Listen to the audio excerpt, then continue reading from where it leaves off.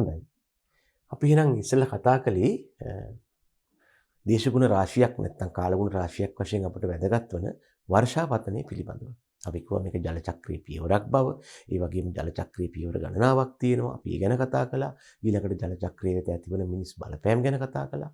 ඒ වගේම අපි කිව්වා මේ වර්ෂාපතනය ශ්‍රී ලංකාවට සාපේක්ෂව ගත්තාම ශ්‍රී ලංකාවට වර්ෂාපතනය ලැබීමට බලපාන ප්‍රධාන යාන්ත්‍රණයන් තුනක් තියෙනවා. හැබැයි මේ යාන්ත්‍රණයන්ට අදාළ වෙන්නේ මොකක්ද? අන්තර් නිවර්තන අභිසාරී කලාපය නම් වූ කලාපයක පිහිටීම. එතකොට මේ අන්තර් නිවර්තන අභිසාරී කලාපයේ පිහිටීමට සාපේක්ෂව ලංකාවට වර්ෂාව ලැබෙන ප්‍රධාන යාන්ත්‍රණයන් තුනක් ගැන අපි කතා කළා. මෝසම් වර්ෂා යාන්ත්‍රණය, අන්තර් මෝසම් හෙවත් සංවහන යාන්ත්‍රණය, ඒ වගේම කතා කළා කාලගුණ පද්ධති යාන්ත්‍රණය. එතකොට මේකෙන් අපි ප්‍රධාන අවධානයක් යොමු කළේ එක පැත්තකින් මෝසම් වර්ෂා යාන්ත්‍රණයට, අනික් පැත්තෙන් අන්තර් මෝසම් හෙවත් සංවහන යාන්ත්‍රණයට. ඉතින් අපිට පෙනී ගියා මේ යාන්ත්‍රණයන් දෙක මත ලංකාවේ භෝග වගාව ප්‍රධාන වශයෙන් තීරණය වෙනවා. ඒ අනුව අපිට වගා කන්නයන් කියන සංකල්පය හම්බ වුණා.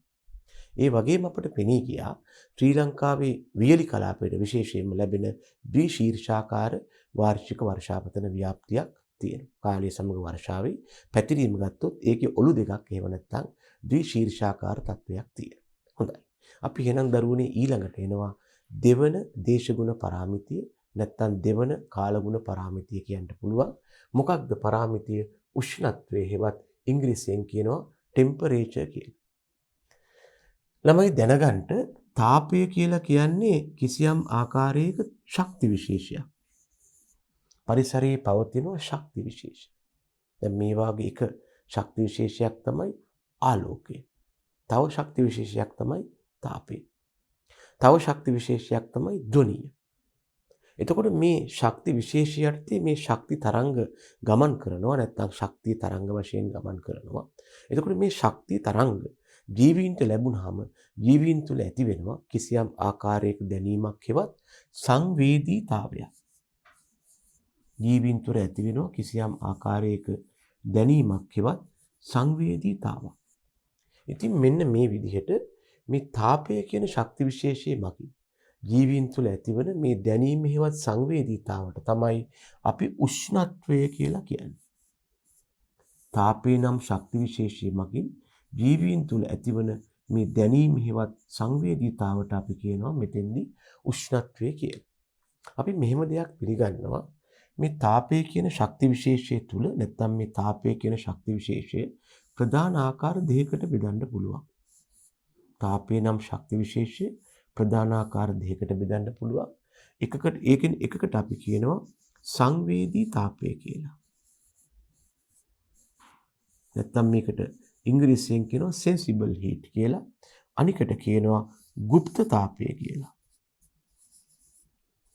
නැත්නම් අපි ඉංග්‍රීසියෙන් කියනවා latent heat කියලා. මෙන්න මේකෙන් මේ sensible heat කියන එක තමයි මේ ශක්ති විශේෂය යටතේ අපිට දකින්න නැත්නම් ජීවීන්ට සංවේදී වෙන්නේ. මේ গুপ্ত හෙවත් latent heat එකට ජීවීන්ට සංවේදී වෙන්න විදිහක් නැහැ.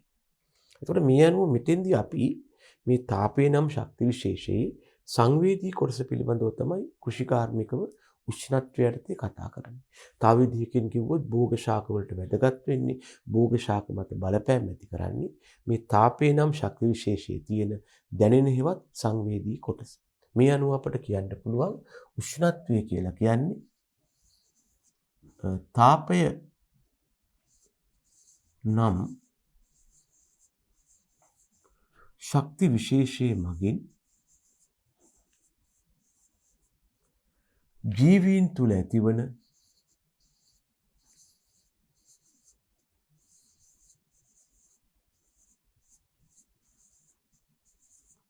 දැනීම එහෙම නැත්නම් සංවේදීතාව.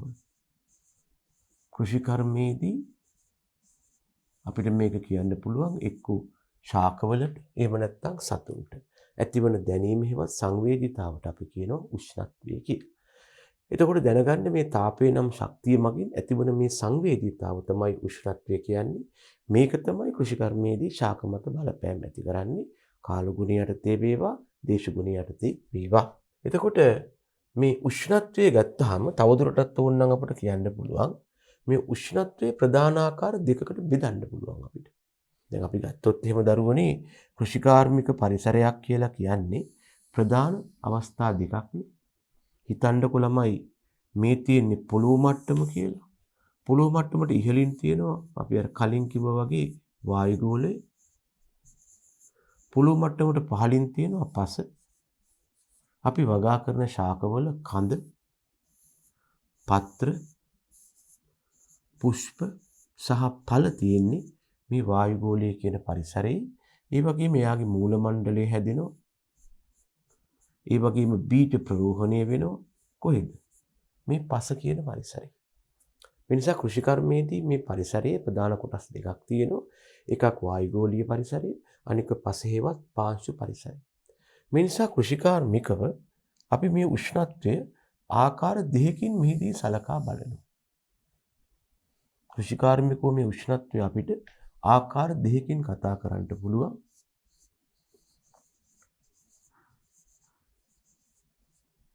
මේකෙන් එකකට අපි කියනවා වායුගෝලීය උෂ්ණත්වය. එකකට අපි කියනවා වායුගෝලීය උෂ්ණත්වය. මේ යටතේ අපි කතා කරන්නේ පොළොව මට්ටමට ඉහළින් තියෙන පරිසරයේ පවතින උෂ්ණත්වය පිළිබඳවයි. ශාකවලට පස වැදගත් වෙන හින්දා අංක 2 පාංශු උෂ්ණත්වය. මේ යටතේ අපි කතා කරන්නේ පොළොව මට්ටමට පහළින් තියෙන පසේ උෂ්ණත්වය පිළිබඳවයි. හරිද? ඒ නිසා උෂ්ණත්වය අපිට ආකාර දෙකකට බෙදලා කතා කරන්න පුළුවන්. හොඳයි. අපි ඊළඟට බැලුවොත් එහෙම දරුවනේ මොකක්ද මේ අනුව මේකෙන් වායුගෝලීය උෂ්ණත්වය කියලා කියන්නේ වායුගෝලයේ පවතින උෂ්ණත්වය වෙනවා. මේක අපි මනිනවා පොළොව මට්ටමට වඩා ටිකක් ඉහළින්. ඒකට හේතුව තමයි පොළොව මට්ටමේදී පවතින උෂ්ණත්වයයි පොළොව මට්ටමින් ඉහළට යන්න යන්න පවතින උෂ්ණත්වය අතර වෙනසක් තියෙනවා. ඒ නිසා පොළොව මට්ටමේ ඉඳලා දල වශයෙන් මීටර්ස් 1.2ක් පමණ ඉහළින් තමයි අපි මේ උෂ්ණත්වය මනින්නේ. ඒක තමයි මේ වායුගෝලීය උෂ්ණත්වයේ ලක්ෂණය වෙලා තියෙන්නේ. රයිට්. මේක 1.2ක් විය යුතුයි. 1.2ක් පමණ ඉහළින් තමයි මේ උෂ්ණත්වය අපි මනින්නේ. ඒක සාමාන්‍යයෙන් සම්මතයක්. එතකොට එලෙස ලැබෙන උෂ්ණත්වය පොළොව මතු පිට තියෙන උෂ්ණත්වයට හෝ පොළොව තුල පවතින උෂ්ණත්වයට වඩා වෙනස් වෙනවා. හැබැයි මේ වෙනස් වීම සෑම වෙලාවකම සෑම දිනයකම එක හා සමාන නැහැ. උදාහරණයක් කිව්වොත් තද සූර්යාලෝකයේ පවතින අවස්ථාවක පසේ තියෙන උෂ්ණත්වය වායුගෝලීය උෂ්ණත්වයට වඩා වැඩි වෙනවා. ඒකට හේතුව පස ඉතා හොඳින් තාපය රඳවාගෙන උෂ්ණත්වයේ තියෙනවා. නමුත් අපි අනෙක් අවස්ථාවක් ගත්තොත් තත්ත්වය මීට වඩා වෙනස් වෙන්න පුළුවන්. ඒ නිසා මේ වායුගෝලීය උෂ්ණත්වය නිතරම වැඩි, පසේ උෂ්ණත්වය නිතරම වැඩි, වායුගෝල උෂ්ණත්වය අඩුයි. එහෙම නියතයක් නැහැ. ඒක අවස්ථෝචිතව වෙනස් වෙනවා. හොඳයි. අපි ඊළඟට ගත්තොත් මේ කෘෂිකර්මයේදී අපි ඉස්සෙල්ලා දැන් පොඩ්ඩක් වායුගෝල උෂ්ණත්වය ගැනම කතා කරලා ඊට පස්සේ පසේ උෂ්ණත්වයට යමු. කෘෂිකර්මයේදී අපට වැදගත් වෙන වායුගෝල උෂ්ණත්ව පරාමිතිය. නැත්තම් මැනිය හැකි ලක්ෂණ දෙකක් තියෙනවා. එකක් තමයි වායුගෝලයේ තියෙන වැඩිම උෂ්ණත්වය. ඒකට අපි කියනවා උපරිම උෂ්ණත්වය කියලා. අනික අවම උෂ්ණත්වය. ඒතර වායුගෝලයේ තියෙන වැඩිම උෂ්ණත්වය හෙවත් උපරිම උෂ්ණත්වය මේකට අපි ඕනනම් ඉංග්‍රීසියෙන් කියනවා මැක්සිමම් ටෙම්පරේචර් කියලා. මැක්සිමම් කියන්නේ උපරිම කියන එකයි. මේකට අපි කියනවා මැක්සිමම් ටෙම්පරේචර් කියලා.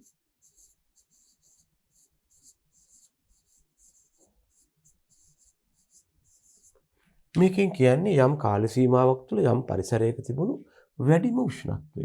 උපරිම කියන්නේ ඒකයි. ඊළඟට අවම උෂ්ණත්වය කියනවා යම් කාල සීමාවක් තුළ පරිසරයක තිබු අඩුම උෂ්ණත්වය.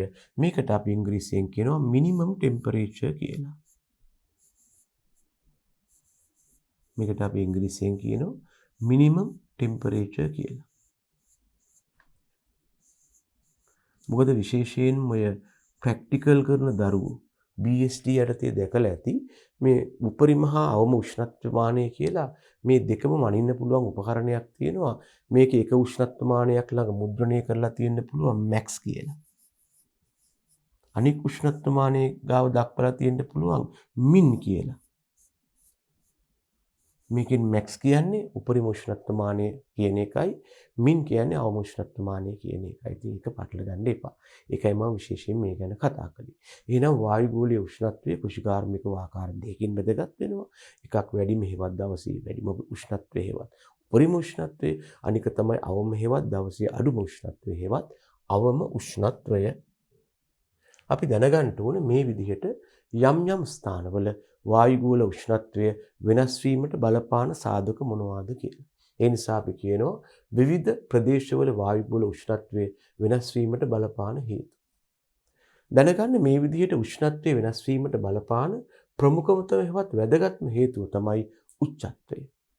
මෙතන බොහොම සරලව කිව්වොත් අපි උච්චත්වය කියලා සලකන්නේ මුහුදු මට්ටමේ සිට ඇති උසයි.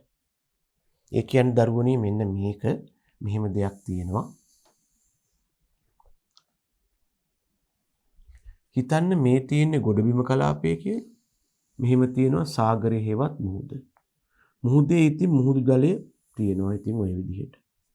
මේ මුහුදු ජලය ඉහළ යන්න පුළුවන් මට්ටමක් තියෙනවා උපරිමව. මේකට සමහරු කියනවා ඉහළ උදම් සීමාව කියලා. අර වඩදිය කාලයට ඇති වෙනවා. මේක පහළ යන්න පුළුවන් සීමාවක් තියෙනවා පහළ උදම් සීමාව කියනවා. මෙන්න මේ සීමාවන් දෙක එකතු කරලා මේකේ ඇවරේජ් අගය සාමාන්‍ය අගය ගත්තාම අන්න ඒක තමයි යම් අවස්ථාවක මුහුදු මට්ටම කියලා කියන්නේ. sea level එකේවත් මුහුදු මට්ටම කියලා කියන්නේ අන්න ඒ අගයටයි. එතකොට මේ මුහුදු මට්ටම කියන අගයේ ඉඳලා අපි මොකක් හරි ස්ථානයක් සලකා බලනවා නම් එතකොට ඔය කියන මුහුදු මට්ටමේ ඉඳලා අපි යම් සලකා බලන ස්ථානයකට තියෙන උස ගැන කතා කරනවා නම් හිතන්නකෝ අපි කතා කරන්නේ මෙන්න මේ ලක්ෂ්‍ය ගැන කියලා. මෙතනට තියෙන උස ගැන කතා කරද්දී මේ මුහුදු මට්ටමේ ඉඳලා ඒ කතා කරන සලකා බලන ලක්ෂ්‍යයට තියෙන මෙන්න මේ උසට අපි කියනවා උච්චත්වය කියලා. මේකට අපි කියනවා උච්චත්වය කියලා. දැනගන්න ළමයි මේ උච්චත්වයට අපි ඉංග්‍රීසියෙන් කියන්නේ එලිවේෂන් කියලා. හැබැයි මෙහිම එකක් තියෙනවා මේක. වඩා නිවැරදිව කිව්වොත් නිතරම මුහුදු මට්ටමේ ඉඳලා තියෙන උස නෙමෙයි උච්චත්වය කියන්නේ. වඩා නිවැරදිව කිව්වොත් උච්චත්වය කියන්නේ යම් සලකා බලන ලක්ෂයක සිට අපි මේකට කියනවා රෙෆරන්ස් පොයින්ට් එක කියලා. නැත්නම් යම් සලකා බලන ලක්ෂයක සිට තවත් ස්ථානයකට තියෙන සිරස් උසටයි අපි උච්චත්වය කියලා කියන්නේ. හුඟක් වෙලාවට මේ සලකා බලන ලක්ෂ්‍ය විදිහට අපි තෝරගන්නේ මුහුදු මට්ටම. හැබැයි ඒක එහෙම වෙන්න කියලාම නීතියක් නැහැ. කෙසේ හෝ වේවා දැනගන්න යම් ස්ථානයක උෂ්ණත්වය කෙරෙහි බලපාන මූලිකම සාධකයක් තමයි මේ උච්චත්වය කියලා කියන්නේ. උච්චත්වයට අපි ඉංග්‍රීසියෙන් කියනවා ළමයෝ එලිවේෂන් කියලා. මේක අපිට අර්ථ දක්වන්න පුළුවන් මුහුදු මට්ටමේ සිට ඇති උස වශයෙන්. හැබැයි එහෙම වෙන්නම ඕනේ නැහැ. මෙන්න මෙතෙන්දි පොඩි සම්බන්ධයක් තියෙනවා මේ මුහුදු මට්ටමේ ඉඳලා තියෙන උස හේවත් උච්චත්වය වැඩි වෙනකොට උෂ්ණත්වය අඩු වෙනවා. ඒක සිද්ධ වෙන්නේ මෙන්න මේ විදිහටයි. යම් ස්ථානයක උච්චත්වය මීටර් 1000කින් වෙනස් වුණා කියලා හිතන්න ඒකට හරියන්න උෂ්ණත්වයේ සෙන්ටිග්‍රේඩ් අංශක 6.4කින් සමහර පොත්වල 6.5යි කියලාත් ඇති වෙනස් වෙනවා. මෙන්න මේ විදිහට උෂ්ණත්වය එහෙම නැත්නම් උච්චත්වය වැඩි වෙද්දි මොකද වෙන්නේ? උෂ්ණත්වය අඩු වෙනවා හේවත් පහළ යනවා. උච්චත්වය වැඩි වෙද්දි උෂ්ණත්වය වැටෙනවා හේවත් පහළ යනවා හේවත් පතනය වෙනවා.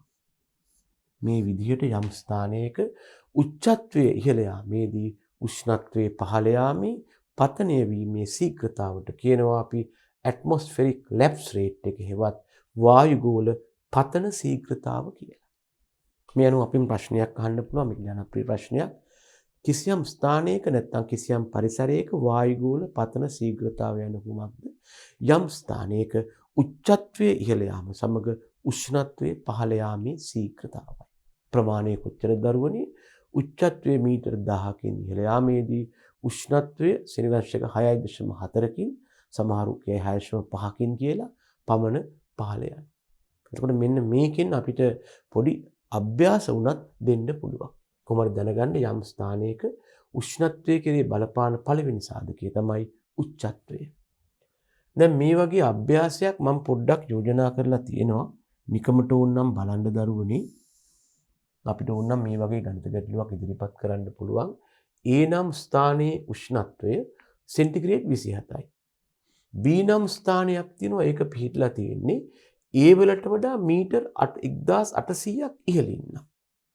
B වලට තියෙන්න පුළුවන් උෂ්ණත්වය කොච්චරද කියලා අපෙන් විමසනවා. දැන් මේ වගේ ගැටලුවක් ආවොත් හොඳම දේ තමයි පොඩ්ඩක් අපි මේ தત્ත්වය ඇඳ ගන්න ඕනේ. දැන් මෙතන කියනවා ළමයි ස්ථාන දෙකක් ගැන. එකක් පහලින් තියෙනවා. පහලින් තියෙන්නේ කවුද? A නම් ස්ථානය. අනෙක් ස්ථානේ ඉහළින් තියෙනවා කවුද? ඉහළින් තියෙන්නේ B නම් ස්ථානය. මම මෙහෙම ගන්නම්කෝ. අපි හිතමු මේක මේ වගේ කන්දක් කියලා ළමයි. ඔන්න ඔහොම තියෙනවා. මෙතන තමයි A නම් ස්ථානය හිතන්ට. මෙතන උෂ්ණත්වය දීලා තියෙනවා සෙන්ටිග්‍රේඩ් කීයක්ද? අංශක 27ක් කියලා. හරිද? B පිහිටලා තියෙන්නේ 1800ක් ඉහළින් නම් දැනගන්න මේ කතා කරලා තියෙන්නේ උච්චත්වයේ හේවත් සිරස් උස ගැන. හිතන්නකො මෙතන තමයි B කියලා. එතකොට දැනගන්න මේ දක්වලා තියෙන්නේ A හා B අතර තියෙන උච්චත්ව වෙනස හේවත් අපි කියනවා ඉංග්‍රීසියෙන් elevation difference එක කියලා. මෙතන A නම් මෙතන B නම් මේ දෙන්න අතර තියෙන උච්චත්ව වෙනස තමයි ඔය කියන මීටර් 1800. B තියෙන්නේ Aට වඩා මීටර් 1800ක් ඉහළ. එහෙමනම් අපෙන් අහන්නේ මොකක්ද? B වල උෂ්ණත්වය කොච්චරද? අපි දන්න එක සම්බන්ධයක් තියෙනවා. මොකක්ද අපි දන්න සම්බන්ධය? වායුගෝල පතන ශීඝ්‍රතාව නම් අපි දන්නවා. මොකක්ද අපි දන්නේ වායුගෝල පතන ශීඝ්‍රතාව ගැන? අපි දන්නවා වායුගෝල පතන ශීඝ්‍රතාව ගැන. මොකක්ද දන්නේ ළමයෝ? මීටර් 1000කින් උච්චත්වය වැඩි වෙනකොට උෂ්ණත්වය සෙන්ටිග්‍රේඩ් 6.4කින් අඩු වෙනවා. මෙතන වැඩි වෙලා තියෙන්නේ 1000කින්ද? නෑ 1800කින්. එහෙමනම් මම ඉස්සෙල්ලාම කියනවා අපි A වල ඉඳලා B වලට යනකොට උෂ්ණත්වයේ පහළ යාමේ ශීඝ්‍රතාව. මේක හැබැයි සමහර අය වැරදියට B වල උෂ්ණත්වය කියලා කලබලයට හදන්න පුළුවන්. එහෙම කරන්න එපා.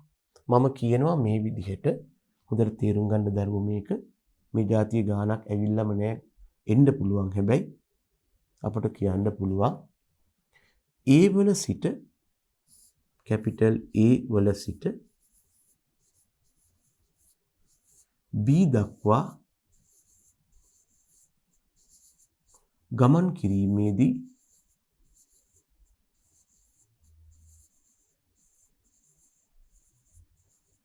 උෂ්ණත්වයේ පහළ යන ප්‍රමාණය මතක තියාගන්න. මේක B වල උෂ්ණත්වය නෙමෙයි අපි කතා කරන්නේ පතනය වන හේවත් පහළ යන ප්‍රමාණය පමණයි.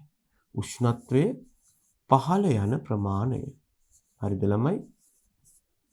මේක අපි ඉස්සෙල්ලා හොයනවා සමානයි. අපි එක දෙයක් දන්නවා මොකක්ද?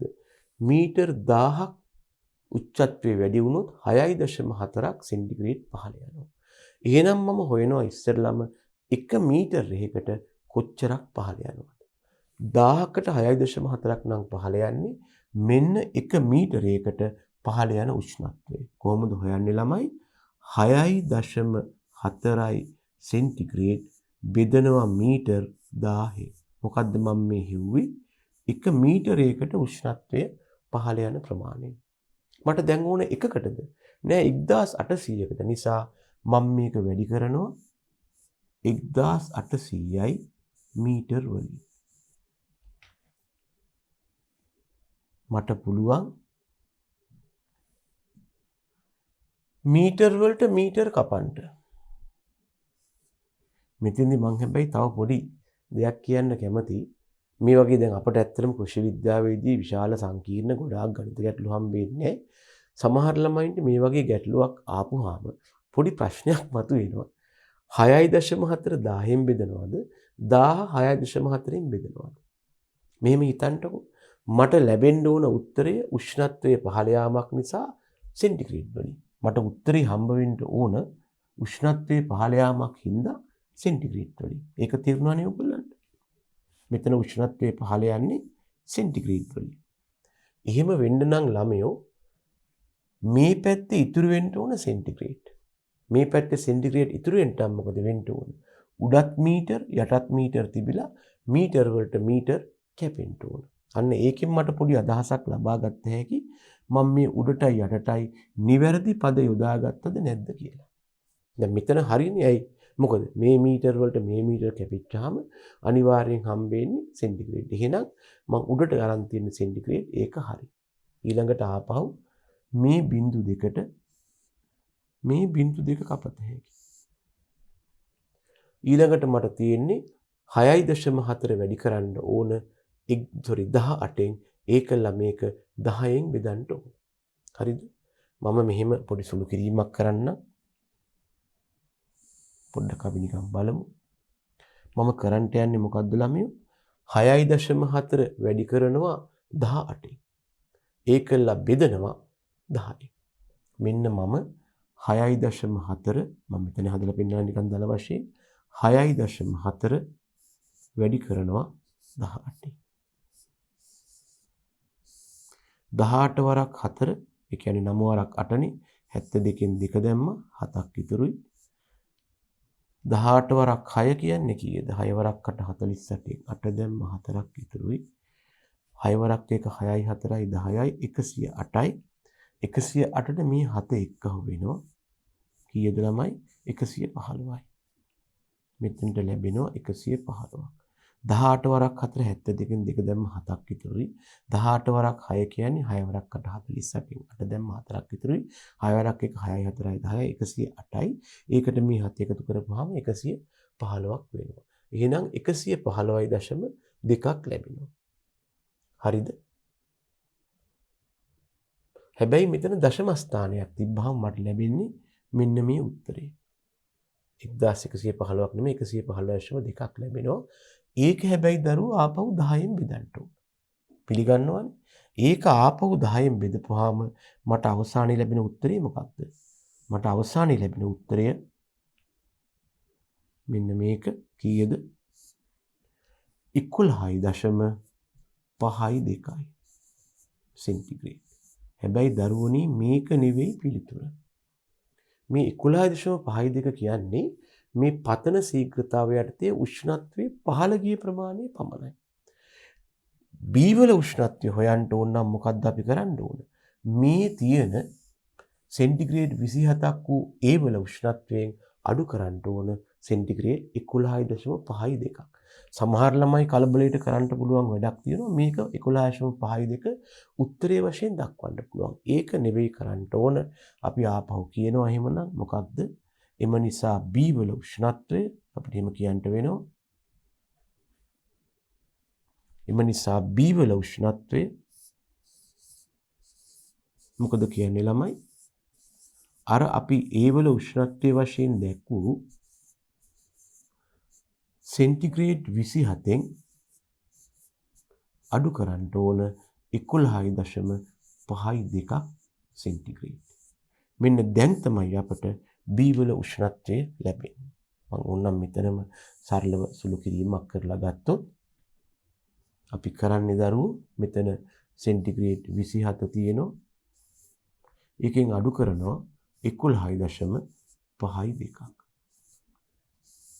10න් 2ක් 8යි. 9න් 5ක් 4යි. මෙතන තියෙන්නේ 6යි. 6න් 1ක් 5යි. 2න් 1ක් 1යි. සෙන්ටිග්‍රේඩ් 15.48ක් තමයි මොකක්ද? B වල උෂ්ණත්වය. මේ අගේ නම් නෙවෙයි. තේරුණාද? එහෙනම් B වල උෂ්ණත්වයේ සෙන්ටිග්‍රේඩ් අංශක 15.48ක් වෙනවා.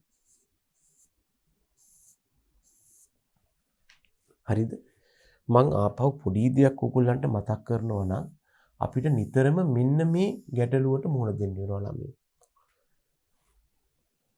අර ප්‍රමාණයට මෙච්චර නම් එකකට කොච්චරද? පොහොර කිලෝග්‍රෑම් මෙච්චරක නයිට්‍රජන් මෙච්චර නම් එකක කොච්චරද? නයිට්‍රජන් එකක් ලබා දෙන්නේ පොහොර කොච්චරකින්ද? ආදී වශයෙන් මෙන්න මේක අපිට හොයන්න සිද්ධ වෙනවා. යූරියා කිලෝග්‍රෑම් එකට මේ ඉස්සරහා පාඩමක් ගැන කියන්නේ. මීටරයකට සෙන්ටිග්‍රේඩ් අංශකයකට. දැන් කෙනෙක් ඇහුවොත් එහෙම සෙන්ටිග්‍රේඩ් 6.4ක් අඩු වෙන්නේ මීටර් 1000කට. එහෙනම් 1 මීටරයකට අඩු වන සෙන්ටිග්‍රේඩ් ප්‍රමාණය හොයන්නයි මේක කළේ. කෙනෙක් අහන්න පුළුවන් 1 සෙන්ටිග්‍රේඩ් 1ක් අඩු වෙන්නේ නැත්නම් සෙන්ටිග්‍රේඩ් 1ක් අඩු වෙන්නේ මීටර් කීයකටද? යම් අවස්ථාවක ඇහුවොත් එහෙම සෙන්ටිග්‍රේඩ් 1ක් අඩු වෙන්නේ මීටර් කීයකටද කියලා අපි ගන්නේ අනික් පැත්ත. එහෙම නැත්නම් සෙන්ටිග්‍රේඩ් 1කට මීටර් ප්‍රමාණය හොයන්න ආවොත් අපි ගන්නේ අනික් පැත්ත. හොඳට මතක තියාගන්න. සෙන්ටිග්‍රේඩ් 1කට මීටර් ප්‍රමාණය හොයන්න ආවොත් අපි ගන්නේ මේකේ අනිත් පැත්ත. මොකක්ද? අපි අන්න ඒ වාගේ වෙලාවට දරුවෝ මේ 1000 උඩට දානවා. මේ මීටර් 1000 උඩට දාලා 6.4 සෙන්ටිග්‍රේඩ් යටට දානවා. මෙතන හොයලා තියෙන්නේ මීටරයකට සෙන්ටිග්‍රේඩ් අඩු වෙන ප්‍රමාණය. මෙතන සෙන්ටිග්‍රේඩ් එකක් වෙනස් වෙන්නේ හෙවත් අඩු වෙන්නේ මීටර් කීයකටද කියලායි අපි හොයලා තියෙන්නේ. ඒක හොඳට මතක තියාගන්න. රයිට්. එහෙම අපිට අවශ්‍ය විදිහට සුළු කිරීම කරන්න පුළුවන්. දැන් මේක බලලා තියෙන්නේ මීටරයකට සෙන්ටිග්‍රේඩ්. මේ ඒකේ අනික් පැත්ත සෙන්ටිග්‍රේඩ් එකකට මීටර. ඕක පටල ගන්න එපා කිසිම අවස්ථාවක. හරිද? රයිට්. අපි කතා කරගෙන හිටියේ යම් ස්ථානයක උච්චත්වයේ කෙරෙහි බලපාන සාධක පළවෙනි සාධකය. යම් ස්ථානයක උෂ්ණත්වයේ කෙරෙහි බලපාන සාධක පළවෙනි එක තමයි උච්චත්වය. අපි එතනින් පොඩි ගණිත ගැටලුවක් හැදුවා.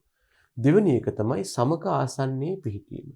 නැත්තම් සමකය කියන ස්ථානයට සාපේක්ෂව පිහිටීම. දැන් එතෙන්දී අපිට කියන්න පුළුවන් යම් ස්ථානයක් සමකයේ ආසන්නයේ දැන් ලංකාවටත් වෙලා තියෙන එකයි යම් රටක් සමකයේ ආසන්නයේ පිහිටලා තියෙනවා නම් එතන උෂ්ණත්වය වැඩි. සමකයෙන් බැහැරට යන්න මොකද වෙන්නේ? උෂ්ණත්වය අඩු වෙනවා. ඉතින් මේ නිසා පොදුවේ අපි පෘථිවි ගෝලයේ ගත්තොත් මේ සමකයේ ආසන්නයේ පිහිටලා තියෙන රටවල් පෘථිවි ගෝලයේ පොදුවේ අපි මේ තියෙන පෘථිවි ගෝලය කියලා හිතුවොත් එහෙම මේ සමකයේ ආසන්නයේ පිහිටලා තියෙන රටවල් වැඩි උෂ්ණත්වයක් පවතින රටවල් හෙවත් නිවර්තන හෙවත් ඝර්ම කලාපීය රටවල් කියලා සැලකනවා. මේවට කියන තව නමක් තමයි ඝර්ම කලාපීය රටවල්. සමකයෙන් බැහැරට තියෙන රටවල් වලට අපි කියනවා ශීත හෙවත් සෞම්‍ය කලාපීය රටවල්. මේ නිසා සමකාසන්න පිහිටීම යම් ස්ථානයක උෂ්ණත්වයේ කෙරෙහි බලපානවා. එහෙනම් ඔන්න අපි උෂ්ණත්වයේ කෙරෙහි බලපාන සාධක දෙකක් කතා කළා. එකක් තමයි මුහුදු මට්ටමේ සිට ඇති උස හෙවත් උච්චත්වය. දෙවෙනි එක තමයි සමකාසන්න පිහිටීම. තුන්වෙනි එක තමයි භූගෝලීය පිහිටීම. ළමයි භූගෝලීය පිහිටීම කියන්නේ යම් ස්ථානයක් කවර භූෂමතා තත්වයටදී තියෙනවද කියන එකයි. මේකට උදාහරණයක් මට මෙහෙම කියන්න පුළුවන් ළමයි. අපේ කෘෂිකාර්මිකව හමු වන භූෂමතාවන් දෙකක් ගැන මම කියනවා නම් මේ තියෙන එක තත්වයක්. මෙන්න මෙහෙම තියෙන්න පුළුවන් සමහර ස්ථාන. මෙහෙම තියෙන්නත් පුළුවන් සමහර ස්ථාන. මෙතන කඳු දෙකක් තියෙනවා. ඒ අතර පැතලි ප්‍රදේශයක්, තනිතලා ප්‍රදේශයක් තියෙනවා. මෙතන කඳු දෙක ළඟ තියෙන ඒ අතර මෙහෙම වක්‍රාකාර ප්‍රදේශයක් තියෙනවා. මේක පටු කලාපයක්, මේක පුළුල් කලාපයක්. මෙන්න මේ වගේ ප්‍රදේශයකට අපි කියනවා සානුවක් කියලා. සානුවක් කියලා කියනවා. ඉංග්‍රීසියෙන් කියනවා ප්ලේන් එකක් කියලා. ප්ලේන් කියන්නේ අහස යනේව නෙමෙයි තැන්න කියන එකයි. හෝටන් තැන්න, හෝටන් ප්ලේන්ස් කියලා කියනවා. මේ වගේ තැනකට අපි කියනවා වැලි එකක් හෙවත් නිම්නයක් කියලා. මේක සානුවක්, මේක නිම්නයක්. දැන් වෙලා තියෙන්නේ උච්චත්වයේ අනුව යම් සානුවකට හරි නිම්නයකට හරි යම් උෂ්ණත්වයක් අපි අපේක්ෂා කළාට ඇත්තම වෙලා තියෙන්නේ මේ සානුව හෝ නිම්නයේ පවතින උෂ්ණත්වය ඒ අපේක්ෂිත අගයට වඩා අඩු වෙනවා. ඇයි සානුවක හෝ නිම්නයක උෂ්ණත්වය අපේක්ෂිත අගයට වඩා අඩු වෙන්නේ? දැනගන්න පෘථිවියට නැත්නම් අපේ පරිසරයට උෂ්ණත්වය ලබා දෙන ප්‍රධානම තත්වය තමයි සූර්යාලෝකය. දැන් මෙතෙන්දි වෙලා තියෙන දරුවනේ මේ සානුව හෝ නිම්නයේ වටා තියෙන කඳු වලල්ල නිසා මොකද වෙන්නේ? සූර්යාලෝකය ලැබෙන්නේ නැහැ. ඉර පායලා ඉර මෙහෙම ගමන් කරනෝනේ ළමයි. ඉර මෙහෙම ගමන් කළාට මේ තියෙන සූර්යා නම් ඉර මෙතන පහු වෙනකම්ම මේ කන්දට මුවා වෙනවා මේ ප්‍රදේශයේ. ඒ නිසා සාමාන්‍යයෙන් උදේ ඉර 6ට පෑවුවොත් 11 විතර වෙනකම් මේකට හරියට අවුල ලැබෙන්නේ. මේ කන්ද මගින් මුවා වෙනවා. අනික් අතට මෙන්න මේ කාලේ විතරයි ප්‍රමාණවත් සූර්යාලෝකයක් ලැබෙන්නේ. මෙන්න මේ ටිකේ ඉර ගමන් කරද්දී ප්‍රමාණවත් සූර්යාලෝකයක් ලැබෙනවා. ලැබිලා හැන්දෑවේ 1-2 වෙද්දි මොකද වෙන්නේ? ආපහු ඉර අනික් පැත්තේ කන්දට කවර වෙනවා. නැත්තම් අනිත් පැත්තේ කන්දට මුවා වෙච්ච හැටි ආපහු සූර්යාලෝකය ලැබෙන්නේ නැහැ. ඒ නිසා මේ වගේ සානුවලට දවසේ සූර්යාලෝකය ලැබෙන්නේ සාපේක්ෂව අඩු කාලයක්. නිම්නවලත් මේ තත්ත්වය එකයි. ඉතින් ඒ නිසා සාපේක්ෂව අඩු කාලයක් විතරක් දිනක් තුල සූර්යාලෝකය ලැබෙන හන්දා මොකද වෙන්නේ? මේ ප්‍රදේශයේ උෂ්ණත්වය අපි බලාපොරොත්තු වෙනවට වඩා අඩු වෙනවා. මම මේ කතා කළේ භූගෝලීය පිහිටීම යම් ස්ථානයක පරිසර උෂ්ණත්වයට බලපාන තත්ත්වය. බලපාන ආකාරය. දැන් අපි කතා කළා යම් ස්ථානයක උෂ්ණත්වය කෙරෙහි බලපාන සාධක දෙකක්. එකකට අපි කිව්වා මොකක්ද? උච්චත්වයේ හේවත් මුහුදු මට්ටමේ සිට ඇති උස. අනික සමකාසන්න පිහිටීම. තුන්වෙනි එක භූගෝලීය පිහිටීම. සානු හා නිම්නවල තියෙන උෂ්ණත්වය අපි හිතනවට වඩා අඩු වෙනවා. ළමයෝ හතරවෙනි සාධකයේ තමයි වෘක්ෂලතා ගහණය. දැනගන්න ශාක සහිත පරිසරයක අපි දන්නවා වනාන්තරයක උෂ්ණත්වය අඩුයි. මේ විදිහට වනාන්තරයක උෂ්ණත්වය අඩු වෙන්න බලපාන ප්‍රධාන හේතු දෙකක් තියෙනවා. ඒ ගැන පොඩ්ඩක් මතක් කරනවා නම් වනාන්තරයක උෂ්ණත්වය අඩු වෙන්න බලපාන ප්‍රධාන හේතු දෙකක් තියෙනවා. එක හේතුවක් තමයි හිතන්න මේ තියෙන පොළොව මට්ටම මේ තියෙන වනාන්තර ශාක කියලා.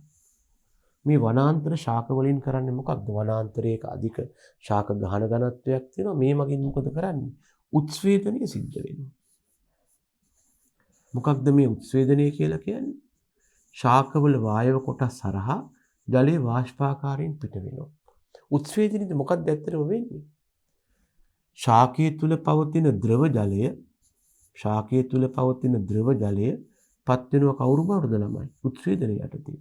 ජල වාෂ්පයවත් වාෂ්ප ජලයේ බවට. ඔබ දන්නවා ද්‍රවයක් වාෂ්පයක් බවට පත් වෙන්න තාප ශක්තිය අවශ්‍යයි. මේ සඳහා අවශ්‍ය තාප ශක්තිය ලබා දෙන්නේ කවුද? මේ වායුගෝලීය පරිසරය.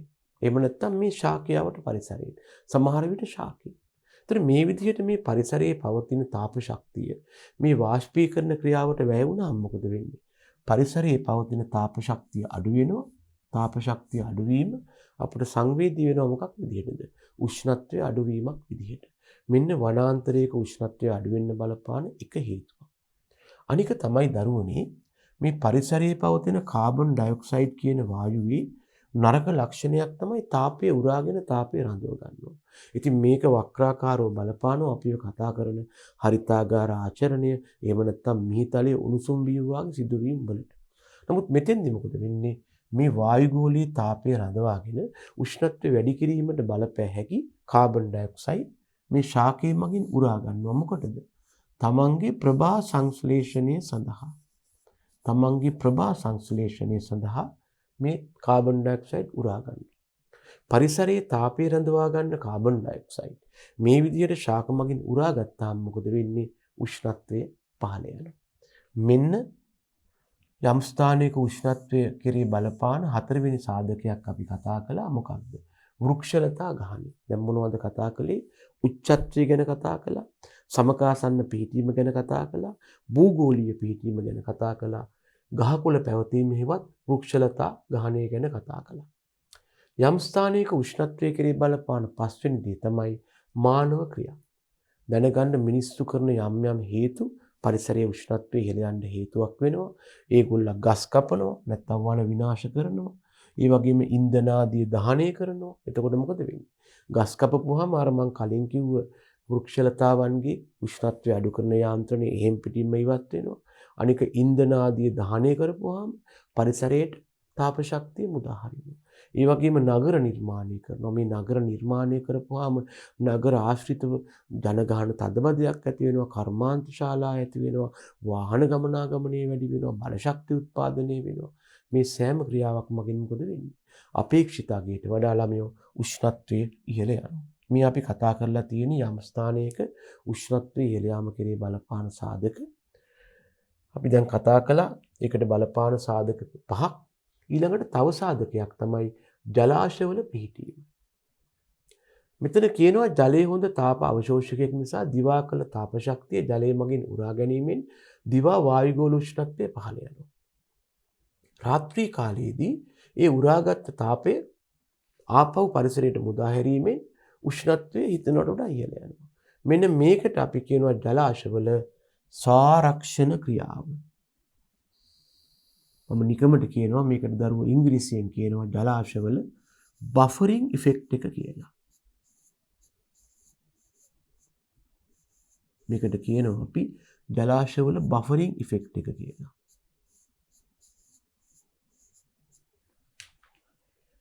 එම නිසා ජලාශාස්ත්‍රීය ප්‍රදේශවල දිවා හා රාත්‍රී කාල අතර පවතින උෂ්ණත්ව අගයන් අතර ඇති වෙනස මේකට අපි කියනවා දෛනික උෂ්ණත්ව අන්තරය කියලා.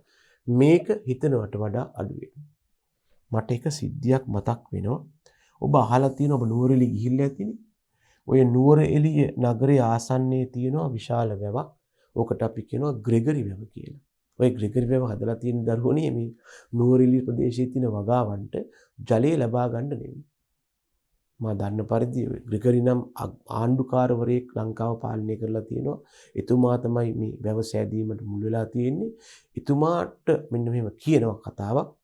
එතුමාගේ දැනටත් තියෙනවා නුවරඑළිය ප්‍රදේශයේ තියෙනවානේ රාජ්‍ය නායකයාට නැත්නම් ජනාධිපතිතුමාට නිල නිවාසයක් තියෙනවා. ඒක ඉස්සර කාලේ මේ අග්‍රාණ්ඩු යුරෝපීය නැත්නම් එංගලන්තයේ ආණ්ඩුකාරවරු නිවාඩු ගැනීමට පාවිච්චි කරපු නිල නිවාසය නැත්නම් බංගලෝ එක. ඉතින් දවසක් මේ ග්‍රෙගරි ආණ්ඩුකාරවරයා මේ බංගලාවට ගියාලු නුවරඑළිය. ගියාම රාත්‍රී කාලේ මොකද උනේ? ඔහුට දරා ගන්න බැරි තරම් අධික ශීතලක් ඇති වුණාලු. ඒ පාර එතුමා නියෝග කළාලු මේ නුවරඑළිය නගරයේ ආසන්නයේ මේ ග්‍රෙගරි වැව නමින් මේ වගේ ජලාශයක් ඉදි කරන්න කියලා. එතකොට මොකද වෙන්නේ? දැන් දැනගන්න අපි කිව්වේ ඒකයි ජලය කියන්නේ හොඳ තාප අවශෝෂකයක්. මම දන්නේ නැහැ මම ඔය කිව්ව පුරාවිද්‍යාත්මක කතාව පොතපතේ ලියවිලාද කියන්න. හැබැයි මේ නුවරඑළිය ප්‍රදේශයේ ජනතාව අතර මේක ප්‍රවාදයක් වශයෙන් තියෙනවා මේ නිසාය මේ වැව නිර්මාණය වුණේ කියලා. ඔය කියවෙලා නැහැ. දැන් ළමයි ජලය කියන්නේ හොඳ තාප අවශෝෂකයක්නේ. ඒ නිසා මොකද වෙන්නේ? ඔන්න දිවා කාලයේදී පරිසරයේ උෂ්ණත්වය වැඩි වෙන්න යනවා. ඒ කියන්නේ පරිසරයේ තාප ශක්තිය වැඩියෙන් තියෙනවා. ජලය මගින් මොකද කරන්නේ? මේ තාප ශක්තියෙන් කොටසක් උරා ගන්නවා. උරා ගන්නවත් එක්ක මොකද වෙන්නේ? දිවා කාලයේ අපේක්ෂිත උෂ්ණත්වය බලාපොරොත්තු වගේට වඩා අඩු වෙනවා. ඒ නිසා මොකද වෙන්නේ? දිවා උෂ්ණත්වය අඩුයි. දවල්ට උෂ්ණත්වය අඩු වෙනවා. ඔන්න පළවෙනි ක්‍රියාව මේ වගේ ජල ස්කන්ධයක් තිබුණාම. ඊළඟට දවසේ රාත්‍රී කාලයේ උදා වෙනවා. දවසේ රාත්‍රී කාලයේ උදා වුණාම මොකද වෙන්නේ? වායුගෝලයේ සීතල වෙනවා. මොකද සූර්යාලෝකය නැති හින්දා. ඒ වෙලාවට මොකද කරන්නේ?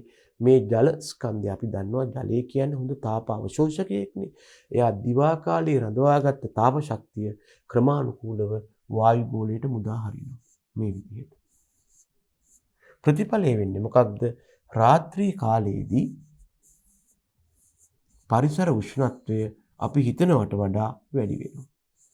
එතකොට ග්‍රෙගරි ආණ්ඩුකාරවරයාට හිතන තරම් අධික ශීතලක් ඇති වෙන්නේ නැහැ. මෙන්න මේ විදිහට දිවා කාලයේ උෂ්ණත්වය අධිකව ඉහළ යාමට නොදෙන එකත් රාත්‍රී උෂ්ණත්වය අධිකව පහළ යාමට නොදෙන එකත් මේ වගේ ජලාශයක් මගින් ඉටු කරනවා, ජලය මගින් ඉටු කරනවා. මෙන්න මේකට අපි කියනවා ස්වාරක්ෂක ක්‍රියාව කියලා. ජලාශවල පිහිටීම් මගින් ඇතිවන බෆරින් ඉෆෙක්ට් එකේවත් ස්වාරක්ෂණ හෝ ස්වාරක්ෂක ක්‍රියාව කියන්නේ ඔන්න ඕකටයි. මේක අපේ රටටම බලපාන තත්ත්වයක්. ඒ කියන්නේ ශ්‍රී ලංකාවටම මේ කතන්දරේ හරි වළංගු වෙනවා. ඒකට හේතුව මොකක්ද දරුවනේ? අපි දන්නවා අපේ රට වටා තියෙන සාගර කලාපයක්. විශාල මුහුදු කලාපයක් තමයි අපේ රට වටා තියෙන්නේ. ඔයගොල්ලෝ දන්නවනේ. ඒතර මොකද වෙලා තියෙන්නේ? මේ සාගර කලාපයේ පවතින ජලයේ මගින් අපේ රටේ පහත රට ප්‍රදේශයේ උෂ්ණත්වයට බලපානවා.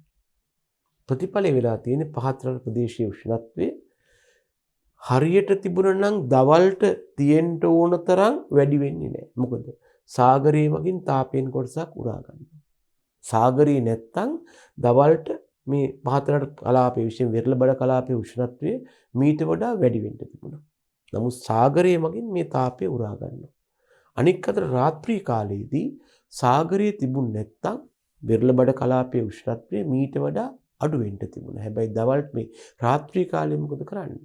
සාගරයේ විසින් තමා දවල් කාලේ රඳවාගත්ත තාප ශක්තිය වායුගෝලයට මුදා හරිනවා. ඒ නිසා මොකද වෙන්නේ? මුහුදුබඩ ප්‍රදේශවල දිවා හා රාත්‍රී උෂ්ණත්ව අතර වෙනස මේකට තමයි අපි නමක් දැම්මේ දෛනික උෂ්ණත්ව අන්තරය කියලා. මේක හිතනවට වඩා අඩු වෙනවා.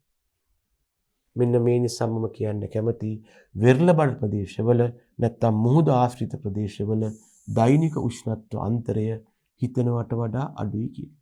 මට මෙතන එකතු කරන්න පුළුවන් යමක් ඕනේ නම් වෙරළබඩ කලාපයේ දෛනික උෂ්ණත්වයේ හිතනවට වඩා අඩුයි. වෙරළබඩ කලාපයේ මෙම දෛනික උෂ්ණත්ව අන්තරය අපේක්ෂිත අගයට වඩා අඩු වෙනවා. ඒකට හේතුව තමයි මුහුදේ තියෙන ස්වාරක්ෂක යාන්ත්‍රණය. ඔන්න අපි කතා කළා යම් ස්ථානයක උෂ්ණත්වයේ කෙරේ බලපාන සාධක. දැන් සාධක කීපයක් කතා කළානේ. පළවෙනි එක අපි කිව්වා උච්චත්වය කියලා. එහෙම නැත්නම් සමකාසන්න පිහිටීම කිව්වා. එහෙම නැත්නම් අපි කිව්වා යම් ස්ථානයක භූගෝලීය පිහිටීම කියලා. ඒ වගේම අපි කිව්වා ගහකොළේවත් වෘක්ෂලතාවන්ගේ ක්‍රියාකාරීත්වය. ඊළඟට අපි කිව්වා මිනිසාගේ ක්‍රියාකාරීත්වය. දැන් අපි කතා කර හිටියේ 6 වෙනි හේතුවක් තමයි මේකට අපි කිව්වේ මොකක්ද ළමයි? ජලාශවල පිහිටීම, ඒ මගින් ඇතිවන ස්වාරක්ෂණ යාන්ත්‍රණය. හරිද? අපි ඊළඟට බැලුවොත් එහෙම උෂ්ණත්වයේ කෙරේ බලපාන තව සාධකයක් තමයි යම් ප්‍රදේශයක පවතින වර්ෂාපතනයේ පැතිරීම. අපි කලින් කිව්වා වගේම ආපහු ජලය කියන්නේ හොඳ තාප අවශෝෂකයක් නම් මොකද වෙන්නේ? වර්ෂාව යටතේ ජලය ලැබෙනකොට ඒ ජලය මගින් පරිසරයේ තාප ශක්තිය උරා ගන්නවා. වහින වෙලාවට සීතලක් ඇති වෙන්න හේතුව මෙන්න මේකයි. අපි කතා කළේ උෂ්ණත්වය ගැන යම් ස්ථානයක උෂ්ණත්වයේ වෙනස් වීම කෙරේ බලපාන සාධකයි කතා කළේ. හරිද? ඊළඟට අපි බලමු දැන් ඔබට මතක ඇති මම කිව්වා පරිසරයේ පවතින උෂ්ණත්වයේ ආකාර දෙකක් කියලා. එකක් තමයි වායුගෝලයේ පවතින උෂ්ණත්වය. වායුගෝල උෂ්ණත්වය යටතේ අපි කතා කළා වැඩි මෙහෙවත් උපරිම අඩු මෙහෙවත් අවම උෂ්ණත්වයක් ගැන. අනික තමයි අපි කිව්වා යම් ස්ථානයක උෂ්ණත්වය කෙරෙහි බලපාන සාධක තිබ්බා. ඒ වගේම අපි කිව්වා උෂ්ණත්වයේ දෙවන සංරචකයක් තියෙනවා මොකක්ද? පසේ තියෙන උෂ්ණත්වය. මේකට අපි කියනවා soil temperature හෙවත් පාංශු උෂ්ණත්වය කියලා. අපි දැන් මේ කතා කරමින් ඉන්නේ දේශගුණිකව නැත්නම් කාලගුණිකව අපට වැදගත් වෙන දෙවන පරාමිතිකය වන උෂ්ණත්වයේ පිළිබඳවයි. මුලින් අපි කතා කළා වර්ෂාපතනය පිළිබඳව. ඊළඟට දැන් මේ කතා කළේ උෂ්ණත්වයේ පිළිබඳවයි. අපි එනවා ඊළඟ රාශියට තුන්වන රාශිය. ඒකට අපි කියනවා ආලෝකය කියලා. ළමයි කෘෂිකාර්මිකව අපි ආලෝකය කියලා සලකන්නේ මොකක්ද? දෘශ්‍ය පරාසය කාගේද? සූර්යාලෝකය. දැනගන්න සූර්යා කියන ශක්ති ප්‍රභවය මගින් තමයි අපට අවශ්‍ය ශක්තිය ලැබෙන්නේ. සූර්යා කියන ශක්ති ප්‍රභවය මගින් අපට ශක්තිය ලැබෙන්නේ. හොඳට මතක තියාගන්න මේක. මේ තියෙන සූර්යා නම් හිතන්න මේ තියෙන සූර්යා කියන ග්‍රහ වස්තුව කියලා. මේ සූර්යා කියන ග්‍රහ වස්තුව තුල දරුවනේ සිද්ධ වෙනවා න්‍යෂ්ටික ප්‍රතික්‍රියාව. සූර්යාගේ ස්තුන මේ න්‍යෂ්ටික ප්‍රතික්‍රියාවන් මගින් මොකද කරන්නේ? මේ ශක්තිය මුදා හරිනවා. සූර්යා තමයි අපේ සෞරග්‍රහ මණ්ඩලයේ මූලිකම ශක්ති ප්‍රභවය. එයාගේ සිද්ධ වෙන න්‍යෂ්ටික ප්‍රතික්‍රියාව මගින් තමයි මේ ශක්තිය මුදා හරින්නේ. එතකොට මේ මුදාහරණ ශක්තිය ගමන් කරන්නේ කොහොමද? ශක්තිය ගමන් කරන්නේ ළමයි තරංග විදිහට. ශක්තිය ගමන් කරන්නේ තරංග. නැත්නම් අපි කියනවා waves කියලා තරංග විදිහට. තරංගයක් කියන එක්කෙනා මෙන්න මෙහෙම අපිට දක්වන්න පුළුවන්. මෙන්න මේ වගේ එක්කෙනෙක් තරංගයක් කියන්නේ. කොහොම තමයි තරංගය? ආලෝකයේ තරංග, තාපයේ තරංග, එතනින් ගියාම ධ්වනිය තරංග. මේ තරංගයක පවතින මූලිකම ලක්ෂණයක් තමයි මේ තරංගයේ පවතින තරංග ආයාමය. තරංගයක පවතින මූලිකම ලක්ෂණයක් තමයි තරංගයේ පවතින තරංග ආයාමය. මෙන්න මේ තරංග ආයාමය කියන අගය අපි ලැම්ඩා කියන ලතින් අකුරෙන් සංකේතවත් කරනවා. මේකට කියන්නේ ලැම්ඩා කියලා. මොකක්ද තරංගයක පවතින තරංග ආයාමයක් කියන්නේ? අනුයාත හේවත් එක ළඟ මුදුන් දෙකක් අතර හෝ අනුයාත හේවත් එක ළඟ නිම්න දෙකක් අතර ඇති දුරට මේ දුරවල් දෙකම සමානයි. අපි කියනවා කිසියම් තරංගයක තරංග ආයාමය කියලා. ඉංග්‍රීසියෙන් කියනවා වේව් ලෙන්ත් එක කියලා. සූර්යයා මගින් ශක්තිය මුදා හරිනවා. සූර්යයා මගින් හෝ යම් වස්තුවක් මගින් මුදා හරින ශක්තිය එක තැනකින් තවත් තැනකට ගමන් කරන්නේ තරංග විදිහට. තරංගයක් කියන්නේ මෙන්න මේ වාගේ ව්‍යුහයක්. මේ තරංගයක මූලික ලක්ෂණයක් තමයි තරංග ආයාමය. තරංගයක තරංග ආයාමය කියන්නේ අනුයාත හේවත් එක ළඟ මුදුන් දෙකක් අතර හෝ අනුයාත හේවත් එක ළඟ නිම්න දෙකක් අතර ඇති දුර. හැබැයි ළමයි මේවා බොහෝ පොඩි දුර. අපිට කිලෝමීටර් ආදිය මගින් මනින්න බෑ. මේක මැනීමට අපි අර පොඩි දේවල් මනින මිලි මයික්‍රෝන, ඇන්ග්ස්ට්‍රම් ඒකක, නැනෝමීටර් වැනි ඒකක යොදා ගන්න. දැන් දරුවනේ අපි කලින් කිව්ව විදිහට මේ සූර්යයා මගින් නිකුත් වන ශක්තිය ගත්තාම ඒ සූර්යයා මගින් නිකුත් වන ශක්තියේ තියෙනවා අපේ ඇහැට පේන පරාසයක්. මෙන්න මේකට අපි කියනවා විෂුවල් රේන්ජ් එක හේවත් දෘශ්‍ය පරාසය කියලා. මේක අපි සලකනවා මිලි මයික්‍රෝන 390 හා 760 අතර මේ අගයන්ගේ පොඩි පොඩි වෙනස්කම් ගන්නවා. සමහරු මේක 390 වෙනුවට 380 කියලා ගන්න කණ්ඩායමක් ඉන්නවා. මේක 750 කියලා ගන්න කණ්ඩායමක් ඉන්නවා. සමහර 300. මොකද මේක පරාසයක පොඩ්ඩක් බ්ලර් වෙන්නේ. බොඳ වෙලා වගේ නේ. නිසා අපිට හරියටම එක්සැක්ට්ලි මෙන්න මේ අගය කියලා අපි ගන්නෙ නෑ. අපි මේ පරාසය තමයි කෘෂිකාර්මිකව සලකන්නේ. කෘෂිකාර්මිකව ආලෝකයේ දෘශ්‍ය පරාසය කියන්නේ නැත්නම් ආලෝකය කියලා කියන්නේ මෙන්න මේ පරාසයයි. එතකොට දැනගන්න මේ නිසා සූර්ය ශක්තිය කියලා කියන්නේ සූර්යයාගෙන් ලැබෙන ශක්තියෙන් අපේ ඇස කියන අවයවය සංවේදී වන පරාසය හේවත් අපට පේන පරාසය හේවත් දෘශ්‍ය පරාසය වෙනවා. ඒකට ඉංග්‍රීසියෙන් කියනවා විෂුවල් රේන්ජ් එක කියලා. මෙතන කියනවා පෘථිවිය හා ඒ අවට වායුගෝලයේ සිදුවන ක්‍රියාවන්ට අවශ්‍ය ශක්තිය ලබා දෙන මූලිකම ප්‍රභවය වෙන්නේ කවුද? මේ සූර්යයා. අපි කිව්වා සූර්යයාගේ සිද්ධ වෙනවා කියලා. මොකක්ද? න්‍යෂ්ටික ප්‍රතික්‍රියා. මේ මගින් විශාල ශක්තියක් මුදා හරිනවා. ඒ ශක්තිය මගින් තමයි ඔය කියන සංසිද්ධිය වෙන්නේ. එතකොට දැනගන්න මේ සූර්යයා මගින් විවිධ තරංග ආයාමයන් තියෙන ශක්ති තරංග මුදා හරිනවා. මේකෙන් 95%ක්ම ලැබෙන්නේ ප්‍රධාන තරංග වර්ග 3කින්. මොනවද මේ තරංග වර්ග 3? එකක් තමයි ළමයෝ ආලෝකය.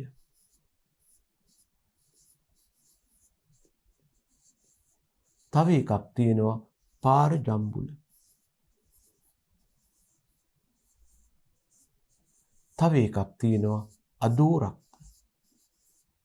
මතක තියාගන්න එහෙනම් සූර්යයා මගින් නිකුත් වන ශක්ති තරංග වලින් 95%ක්ම හැදිලා තියෙන්නේ මෙන්න මේ තුන් දෙනාගෙන්. ආලෝකයට අපි කියයි ලයිට් කියලා. පාර ජම්බුල වලට අපි කියනවා UV කියලා. නැත්නම් සමහරු කියයි අල්ට්‍රා වයලට් කියලා. අදෝ රක්ත වලට අපි කියනවා IR කියලා. නැත්නම් සමහරු කියයි ඉන්ෆ්‍රාරෙඩ් කියලා. එතකොට දැනගන්න ලැබෙන ශක්තියෙන් 95%ක් ලැබෙන්නේ මේක. මේ ලැබෙන ඒවායින් ශාක අධිකව සංවේදී වෙන්නේ මෙන්න මෙයාට. කාටද? දෘශ්‍ය ආලෝකයට. ඒ ගැන අපිට වැදගත් වෙන්නේ. හරිද? right. එතකොට අපි ඔතනින් එහාට ආලෝකය ගැන කතා කරන්න යන්නේ නැහැ. මොකද අපිට ආලෝකය ගැන වෙනම ඉදිරි පාඩමකදී කතා කරන්න පුළුවන් ආලෝකයේ කෘෂිකර්මයේදී බලපාන ආකාරය ගැන. අපි දැන් කතා කළා දරුවනේ කෘෂිකාර්මිකව වැදගත් වන දේශගුණ හෝ කාලගුණ පරාමිති කීපයක්. කවුද? වර්ෂාපතනය ගැන, උෂ්ණත්වය ගැන, ආලෝකය ගැන. ආලෝකය ගැන නම් ගොඩක් දේවල් අපි කිව්වේ නෑ. අපි කිව්වා සූර්යයා මගින් ශක්තිය මුදා හරිනවා. මේ මුදා හරින ශක්තිය අපට පේන හේවත් දෘශ්‍ය පරාසය තමයි ආලෝකය කියන්නේ. ආලෝකය අරුණාම තවත් තරංග වර්ග දෙකක් තියෙනවලු සූර්යයා මගින් මුදා හරින. මොනවද? අදෝ රක්ත හා පාර ජම්බුල. කෘෂිකාර්මිකව එච්චර වැදගත් නොවෙන්න පුළුවන්. අපි එනවා ඊළඟ හතරවෙනි දේශගුණ හෝ කාලගුණ පරාමිතියට. මේකට අපි කියනවා සාපේක්ෂ ආර්ද්‍රතාව. නැත්නම් අපි ඉංග්‍රීසියෙන් කියනවා relative humidity කියලා. මේ ගැන කතා කරන්න ඉස්සෙල්ලා මම තත්පරයක් ගන්නවා මේ ආර්ද්‍රතාව කියන සංකල්පය ගැන කතා කරන්න. අපිට නිකමට කියන්න පුළුවන් එක සංකල්පයක් තියෙනවා ආර්ද්‍රතාව කියලා. මේ ආර්ද්‍රතාවට අපි ඉංග්‍රීසියෙන් කියනවා ළමයි humidity කියලා. දැනගන්න ආර්ද්‍රතාව කියලා කියන්නේ කිසියම් වායුගෝලයක ජල වාෂ්ප පැවතීමේ හැකියාව වෙනවා. වායුගෝලයේ ජල වාෂ්ප තියෙනවා නම් මේ විදිහට කිසියම් වායුගෝලයක ජල වාෂ්ප තියෙන්න පුළුවන් හැකියාවට අපි කියනවා ආර්ද්‍රතාව කියලා. සාමාන්‍ය අවස්ථාවලදී අපිට මේ ජල වාෂ්ප පේන්නේ නැහැ. හැබැයි එක දෙයක් වෙනවා වායුගෝලයේ එයාට දරා ගන්න පුළුවන් උපරිම ජල වාෂ්ප ප්‍රමාණය ජල වාෂ්ප විදිහට තියාගන්නවා. තියාගෙන ඉඳලා දරා ගන්න බැරි තරම් වැඩි ජල වාෂ්ප ප්‍රමාණයක් ආපුවම මොකද කරන්නේ? අර සමහරු පුළුවන් තරම් කෑම කාලා වැඩිපුර කාපුවාම මොකද වෙන්නේ? වැඩි ටික වමනේ කරනවානේ. ඒ වගේ වායුගෝලයේ Tamanට දරා ගන්න බැරි ජල වාෂ්ප වායුගෝලයේ කියනවා මට තව නම් ජල වාෂ්ප තියාගන්න බෑ කියලා. ඒ වෙලාවට ජල වාෂ්ප වමනේ කරනවා. එතකොට මොකද වෙන්නේ? වායුගෝලයේ තියෙන ජල වාෂ්ප වශයෙන් තියාගන්න බැරුව ඒවා ඝනීභවණය වෙලා අපට පේන්න පටන් ගන්නවා. කිසියම් වායුගෝලයක් Tamanට දරා ගන්න පුළුවන් උපරිම ජල වාෂ්ප ප්‍රමාණය දරාගෙන වැඩි ටික දරා ගන්න බැරුව වමනේ කරපුවාම අපට ඒ ජල වාෂ්ප පේනවා. ඒ අවස්ථාව මොකක්ද? වායුගෝලයේ මීදුම ඇතිවීම කියලා කියනවා. දැනගන්න මීදුම ඇති වුණා කියන්නේ කිසියම් ජල වාෂ්පයක් එයාට දරා ගන්න කිසියම් වායුගෝලයක් එයාට දරා ගන්න පුළුවන් උපරිම ජල වාෂ්ප ප්‍රමාණය දරාගෙන බැරි ටික ඕක් ගාලා දාපු අවස්ථාව. එතකොට කෘෂිකාර්මිකව අපි ආර්ද්‍රතාවට වඩා කතා කරන්නේ සාපේක්ෂ ආර්ද්‍රතාව ගැන. සාපේක්ෂ ආර්ද්‍රතාව කියන්නේ කෙනෙකුට අණුව නැත්තම් සාපේක්ෂව හදාගත්ත මිම්ම. මේකෙන් කියන්නේ මේකයි කිසියම් වායුගෝලයක් ජල වාෂ්ප වලින් සංතෘප්ත වුණාම ඒ වායුගෝලයේ පවතින ජල වාෂ්ප මගින් ඇති කරනවා යම් තෙරපීමක් යම් පීඩනයක්. ඒකට අපි කියනවා ඒ වායුගෝලයේ saturated vapor pressure හෙවත් සංතෘප්ත වාෂ්ප පීඩනය කියලා. මේ වෙලාවට දැනගන්න මේ වායුගෝලයේ ජල වාෂ්ප වලින් සංතෘප්තයි. කිසියම් වායුගෝලයක් ජල වාෂ්ප වලින් සංතෘප්ත වූ අවස්ථාවේ ඒ වායුගෝලයේ පවතින ජල වාෂ්ප මගින් නැති කරන පීඩනය හෙවත් සංතෘප්ත වාෂ්ප පීඩනයට සාපේක්ෂව ඇත්තටම ඒ වායුගෝලයේ දැනට තියෙන ජල වාෂ්ප මගින් නැති කරන පීඩනයට අපි කියනවා නැත්නම් ජල වාෂ්ප පීඩනයට අපි කියනවා සාපේක්ෂ ආර්ද්‍රතාව කියලා. ඇයි මේකට සාපේක්ෂ කියන්නේ? සංතෘප්ත වුණු අවස්ථාවේ තියෙන පීඩනය හෝ ජල වාෂ්ප ප්‍රමාණයට සාපේක්ෂවයි මේක අපි කතා කරන්නේ. මොකද ඇත්තටම අපි ආර්ද්‍රතාව යටතේ කතා කරන්නේ වායුගෝලයක පවතින ජල වාෂ්ප ප්‍රමාණයක් ගැන. සාපේක්ෂ ආර්ද්‍රතාව ගැන යටතේ කතා කරන්නේ යම් වායුගෝලයක් ජල වාෂ්ප වලින් සංතෘප්ත වුණාට සාපේක්ෂව දැනට තියෙන ජල වාෂ්ප ප්‍රමාණය ගැන. දැන් පොඩි ප්‍රශ්නයක් තියෙනවා. මේ වායුගෝලයේ පවතින ජල වාෂ්ප අපට පේන්නේ නැහැ. වායුගෝලයේ පවතින ජල වාෂ්ප අපට පේන්නේ නැහැ. ඒ නිසා මොකක්ද අපි කරන්නේ? වායුගෝලයේ ජල වාෂ්ප පේන්නේ නැතිනම් අපි කොහොමද ජල වාෂ්ප ප්‍රමාණය මැනගන්නේ? ඒ පවතින ජල වාෂ්ප මගින් නැති කරන පීඩනය මගින්. අපිට කෙලින්ම ජල වාෂ්ප පේන්නේ නැති වුණාට ඒ ජල වාෂ්ප මගින් නැති කරන පීඩනය මනින යම් උපක්‍රම තියෙනවා. ඒ නිසා වායුගෝලයක පවතින ජල වාෂ්ප ප්‍රමාණය දක්වන්නේ ඒ ජල වාෂ්ප මගින් නැති කරන පීඩනය මගින්. හැබැයි දැනගන්න කිසියම් වායුගෝලයක පවතින ජල වාෂ්ප මගින් නැති කරන පීඩනය ඒ වායුගෝලයේ පවතින උෂ්ණත්වයේ මත වෙනස් වෙනවා. උෂ්ණත්වය කොච්චරද? ඒ අවස්ථාවේ ඒ වායුගෝලයේ සංතෘප්ත වෙන්න අවශ්‍ය ජල වාෂ්ප ප්‍රමාණය පවතින ප්‍රමාණය වෙනස් වෙනවා. ඒ නිසා අපිට තවදුරටත් කියන්න පුළුවන් ඒ වගේම වායුගෝලයේ පවතින පීඩනයත් මේකට බලපානවා. ඒවත් පොඩ්ඩක් මතක තියාගන්න.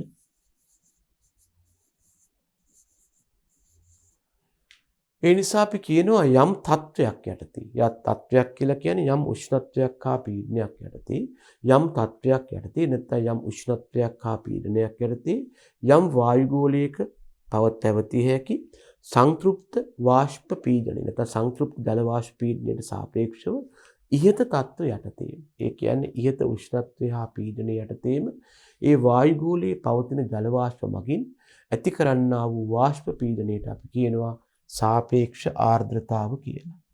දැනගන්න ළමයි මේක අපි බහුලව දක්වන්නේ 100ට ගාණක් හෙවත් ප්‍රතිශතයක් විදිහටයි. එහෙනම් මම මෙතන වායුගෝලයේ සාපේක්ෂ ආර්ද්‍රතාව දක්වන්නම් මේ විදිහට. අපි ලියමු දරුවෝ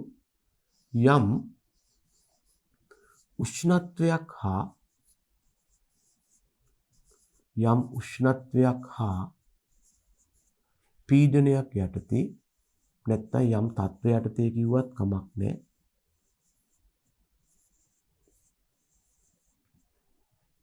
යම්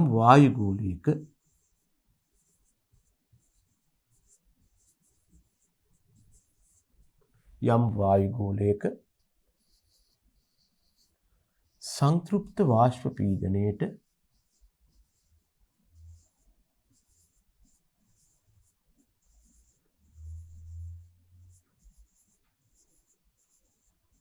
සාපේක්ෂව ඒකයි සාපේක්ෂ කියලා කියන්නේ. සාපේක්ෂව එම තත්ත්වය යටතේ ඔය කතා කරන උෂ්ණත්වය නැත්නම් පීඩනය යටතේම එම තත්ත්වය යටතේම ඉහත වායුගෝලයේ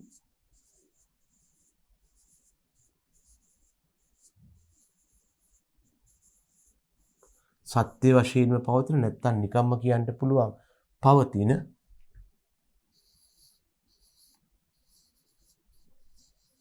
ජල වාෂ්ප පීඩනයයි.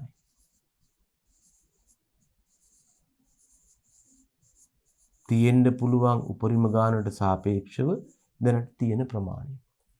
මේක පවතින උෂ්ණත්වය හා පීඩනය මත තීරණය වෙනවා. ළමයි තව එක දෙයක් මම මෙතනට එකතු කරනවා. මේක බහුලව අපි දක්වන්නේ මොකක් විදිහටද? 100ට ගාණක් හෙවත් ප්‍රතිශතයක් ලෙස තමයි බහුලව දක්වන්නේ.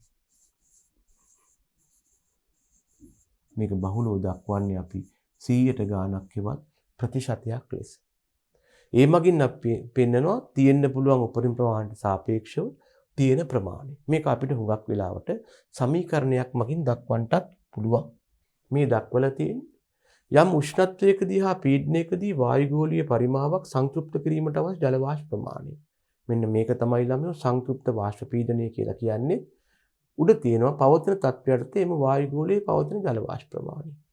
ඉතින් මේක ඔයාට ඕනනම් 100න් වැඩි කරලා 100න් ගුණ කරලා ප්‍රතිශතයක් වශයෙන් දක්වන්න පුළුවන්. එතකොට මේ අගේ මත අපි වායුගෝලයේ එක එක විදිහට අර්ථ දක්වනවා. කිසියම් වායුගෝලයක සාපේක්ෂාර්ථතාව 170ට වඩා වැඩි නම් ඒකට අපි කියනවා තෙත් නැත්නම් ආර්ද්‍ර වායුගෝලයක් කියලා. ඒ වගේම 50ට වඩා අඩු නම් අපි කියනවා අපෝ එයා නම් වියලි පරිසරයක් හෙවත් වියලි වායුගෝලයක් කියලා. දැන් අපි කතා කළා මේ අනුව වර්ෂාපතනය ගැන, උෂ්ණත්වය ගැන, ආලෝකය ගැන, ආර්ද්‍රතාවට වඩා උනන්දුවක් දැක්වුවේ සාපේක්ෂ ආර්ද්‍රතාව ගැන. හරි දරුවනේ? ඊළඟට අපි කතා කරනවා සුළඟ ගැන. සුළඟ කියලා කියන්නේ ළමයි සමහර වෙලාවට වායුගෝලයේ යම් යම් ස්ථානවල පීඩනය වැඩි වෙනවා. මේ විදිහට වායුගෝලයේ යම් ස්ථානයක පීඩනය වැඩි වුණොත් මේ පීඩනය වැඩි ස්ථානයේ ඉඳලා වායුගෝලයේ පීඩනය අඩු ස්ථානයේ දක්වා මොකද වෙන්නේ? වායුගෝල වාතය ගමන් කරනවා. මෙන්න මේක තමයි අපි සුළඟ කියලා කියන්නේ. යම් ස්ථානයක වායුගෝලයේ පීඩනය වැඩි තැනක ඉඳලා පීඩනය අඩු තැනක් දක්වා වායුගෝල වාතය ගමන් කිරීම. එහෙම නැත්නම් තව කට්ටිය කියනවා වායුගෝලයේ සිදුවන්නා වූ සෙලවීම හෙවත් චලනයන් කියලා. මේ චලනයන් නැති වෙන්නේ මොකද? වායුගෝලයේ එහාට මෙහාට ගමන් කරනකොට. ඉතින් අපිට සුළඟ ගැන කතා කරන්න තියෙන්නේ ප්‍රධාන වශයෙන් ඕක. හැබැයි දැනගන්න සුළඟට දිශාවක් තියෙනවා. සුළඟ ගමන් කරන නිශ්චිත දිශාවක් තියෙනවා. උතුරට, දකුණට ආදී වශයෙන්. ඒ වගේම සුළඟට තියෙනවා විශාලත්වයක්. පැයට කිලෝමීටර් හරි මොකක් හරි අගයක් තියෙනවා. විශාලත්වයක් හා දිශාවක් කියන දෙකම තියෙන නිසා සුළඟ සලකනවා ළමයි දෛශික රාශියක් විදිහට. අපි ඊළඟට කතා කරනවා මේක අවසාන වශයෙන් අපි කතා කරනදී මොකක්ද? මේක ඍජුවම කාලගුණ හෝ දේශගුණ රාශියක් නොවෙන්න පුළුවන්. නමුත් අපි මේක වායුගෝලයේ කාලගුණය හා දේශගුණය ආශ්‍රිතව කතා කරනවා. මොකක්ද? වාෂ්පීය උත්සේදනය. යම් පරිසරයක සිදුවන වාෂ්පීකරණය හා උත්සේදනය කියන ක්‍රියාවන් දෙකේම එකතුව. මෙතන වාෂ්පීකරණයට කියනවා ඉවපොරේෂන් කියලා. වාෂ්පීකරණයට කියනවා ඉවපොරේෂන් කියලා.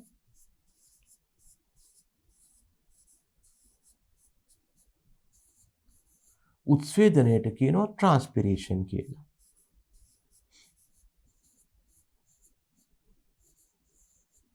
ඉතින් ළමයි මේ වචන දෙකම එක්කහුව කරලා මෙතනින් ඉවැප් මෙතනින් ට්‍රාන්ස්පිරේෂන් අරගෙන මේකට අපි කියනවා වාෂ්පීකරණ උත්සේදනය හේවත් වාෂ්පී උත්සේදනය කියලා. භෝග වගා කරපු ශේෂ්ත්‍රයකින් හේවත් පසෙන් වෙන්නේ වාෂ්පීකරණය, භෝග ශාක වලින් වෙන්නේ උත්සේදනය. මේ දෙකම භෝග වගා කළ ශේෂ්ත්‍රයක අපට අත්දකින්න පුළුවන්. එහෙනම් මෙන්න මේ දෙකේ එකතුවට අපි කියනවා වාෂ්පී උත්සේදනය කියලා. අපි මේ කතා කළේ ප්‍රධාන වශයෙන්ම අපට වැදගත් වන දේශගුණික සංරචක පිළිබඳව. අපි මේ කතා කර හිටියේ අපට වැදගත් වන දේශගුණික සංරචක පිළිබඳවයි. මේ යටතේ අපි කිව්වා කාලගුණය කවුද, දේශගුණය කවුද කියන්නේ කියන එක ගැන. එහෙනම් අපි මේ අනුව කාලගුණය කිව්වා, දේශගුණය කිව්වා. කාලගුණය වුණත්, දේශගුණය වුණත් අපට මැනීමට යොදා ගන්න පුළුවන් රාශීන් හෙවත් පරාමිතීන් නම් කළා. වර්ෂාපතනයේ උෂ්ණත්වයේ, ආලෝකයේ, ආර්ද්‍රතාව හෙවත් සාපේක්ෂාර්ථතාව, සුළඟ හා ඍජු වායුගෝල හෝ දේශගුණ තත්වයක් නොවුනට වාෂ්පීය උත්සේදනය. අපි පළවෙනි මේ පාඩම යටතේ කතා කළේ මේ සාධක මොනවද කියන එක ගැන විතරයි. අපි ඉදිරියේදී කතා කරන්න බලාපොරොත්තු වෙනවා මේ සාධක කෘෂිකර්මයේදී බලපාන ආකාරය. එහෙනම් අපි පළවෙනි පාඩම නිමා කරනවා. එහෙනම් ඔබ සියලු දෙනාටම ආයුබෝවන්.